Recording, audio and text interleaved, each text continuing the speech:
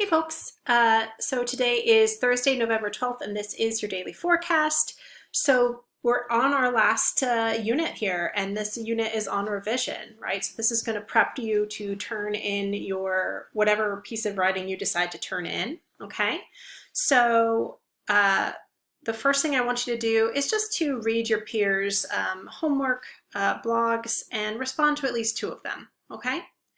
Um, and then as you're responding, maybe make observations about the effectiveness of the revision strategies and what new possibilities showed up in their revisions and what worked well and why you think it did. So just kind of keep that in mind. You're like looking for how revision has kind of opened up possibilities for them.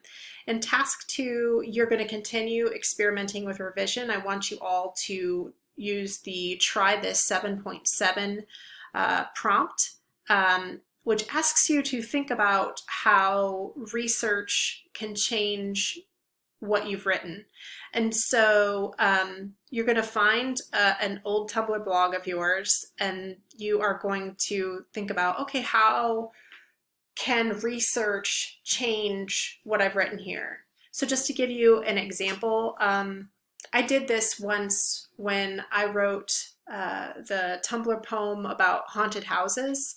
And I read this, resource on, I think it was something like experimental physics, right? That kind of talked about this idea that matter is never destroyed, it doesn't change. So to kind of play with that idea of like haunted houses. And I also researched the kind of material that is in wood, like what wood is actually made of. And I used those details to kind of fundamentally shape the first draft of my poem, right?